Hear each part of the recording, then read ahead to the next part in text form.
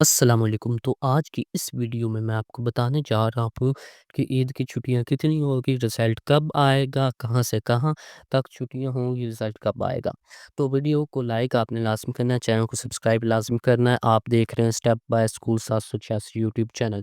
इस चैनल पर तमाम क्लासेस के सॉफ्ट ओरिजिनल पेपर अपलोड किए जाते हैं और तमाम स्कूलों के बारे में 100% ओरिजिनल न्यूज़ विद नोटिफिकेशन के साथ न्यूज़ दी जाती है। ठीक है?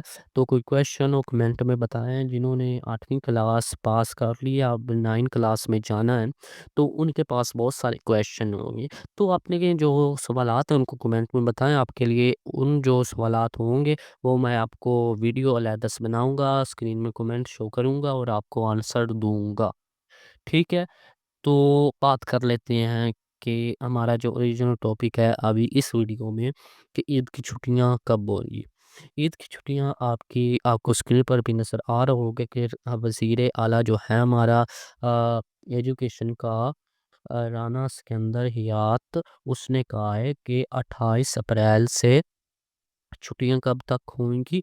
2 अप्रैल तक। लेकिन कुछ ही घंटों के बाद एक न्यूज़ के साथ आई है कि 28 अप्रैल से 3 अप्रैल तक छुट्टियाँ होंगी। 3 अप्रैल तक, ठीक है?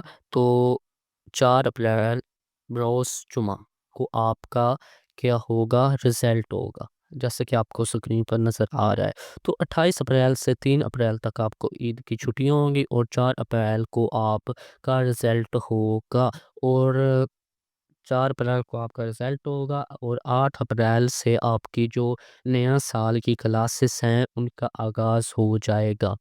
ठीक है? नोटिफ़िकेशन के साथ मैंने आपको बता दिया है। वज़ीर आला की ये पोस्ट है एजुकेशन की। नोटिफ़िकेशन चाहिए या वज़ीर आला ने जो पोस्ट किया है वो, दोनों की एक ही बात है। ठीक है? तो वीडियो को लाइक एंड चैनल को सब्सक्राइब आपने लाज़मी करना है। अपना क्वेश्चन कमेंट में लाज़मी बताना है।